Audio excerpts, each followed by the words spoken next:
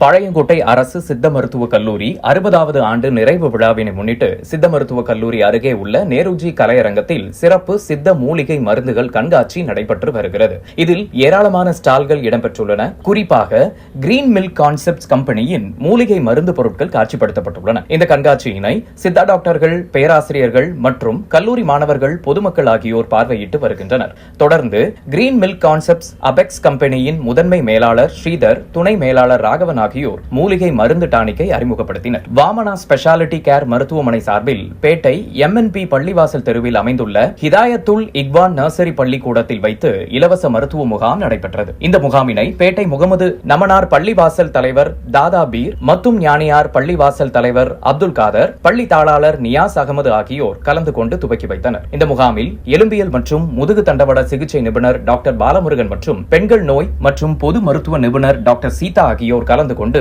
இலவச பரிசோதனைகளை மேற்கொண்டனர். முகாமில் ஏராளமானவர்கள் கலந்து கொண்டு பயன்பெற்றனர். முகாமிற்கான ஏற்பாடுகளை வாமனா ஸ்பெஷாலிட்டி கேர் மருத்துவமனை மற்றும் PRO பாபு செய்திருந்தனர். முதற்கண் வணக்கம். எனது பெயர் ராகவன். நான் கிரீன் மில்க் கான்செப்ட், அதாவது அபெக்ஸ் நிறுவனத்தின் ஒரு பிரிவின் கீழ் வேலை செய்கிறோம்.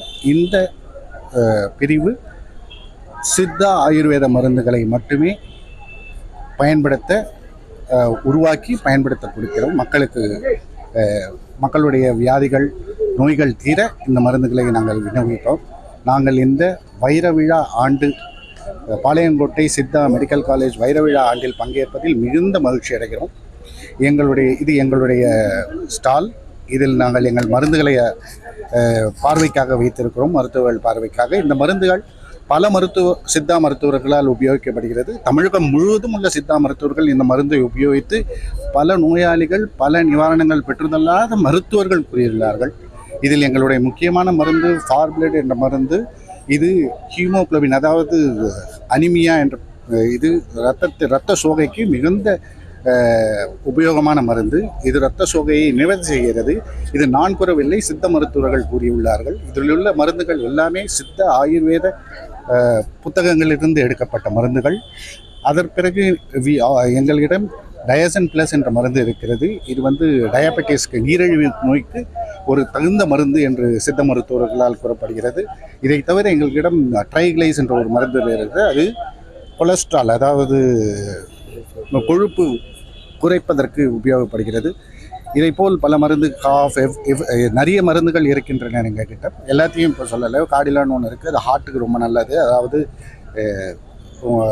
இதயத்துக்கு மிகுந்த பயனுள்ளதாகும். கிளவீரா என்ற மருந்து ஆயுஷால் அங்கீகரிக்கப்பட்ட ஒரே மருந்து கிளவீரா தான். கோவிட் சமயத்தில் நாங்கள் அப்ரூவல் வாங்கி government of India, government of Tamil Nadu கிட்ட அப்ரூவல் வாங்கி அதை ஒரு கிளினிக்கல் ட்ரையல், இப்போ உள்ள கூட பேசினாங்க எல்லாரும், கிளினிக்கல் ட்ரையல், அதாவது சயின்டிஃபிக்காக நம்ம ப்ரூவ் பண்ணோன்னு. எங்களோட மருந்துகள், பல மருந்துகள் சயின்டிஃபிக்காக ப்ரூவ் பண்ணது, அதாவது மருத்துவ ஆராய்ச்சிக்கு உட்படுத்தப்பட்ட மருந்துகள்.